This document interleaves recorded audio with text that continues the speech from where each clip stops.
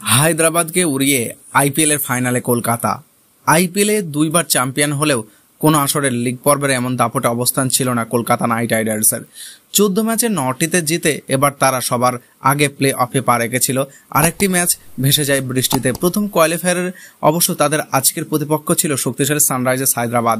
অথচ লিগ পর্বের রান বন্যা বইয়ে দেওয়ার দলটি কিনা এক প্রকার উড়িয়ে দিয়ে ফাইনালে উঠেছে কলকাতা। হায়দ্রাবাদের দেওয়া 160 রানের লক্ষ্য তারা মাত্র 2 উইকেটে পেরিয়ে গেছে। আহমেদাবাদের নরেন্দ্র মোদী স্টেডিয়ামে আজকের মঙ্গলবার ম্যাচটি নিজের ক্যালিবার দেখানোর মঞ্চ হিসেবে বেছে নিয়েছিলেন মিচেল স্টার্ক। 34 রানে 3 উইকেট। অথচ আইপিএলের ইতিহাসে সর্বোচ্চ দামে বিক্রি হওয়া এই অস্ট্রেলিয়ান গতি তারকা চলমান সপ্তদশ আইপিএলের শুরু থেকে বেশ খরচে বোলিং করে আসছিলেন। তার সঙ্গে মিলে হায়দ্রাবাদের মেরুদণ্ড আগেই ভেঙে দেন বরুণকে। যদিও অধিনায়ক প্যাট কামিন্সের শেষের ঝড়ে চ্যালেঞ্জিং স্কোর দাঁড় করায় দলটি। এর আগে হায়দ্রাবাদের হয়ে সর্বোচ্চ Rahul Tripathi 55, Henry Klaasen 32 run করেন।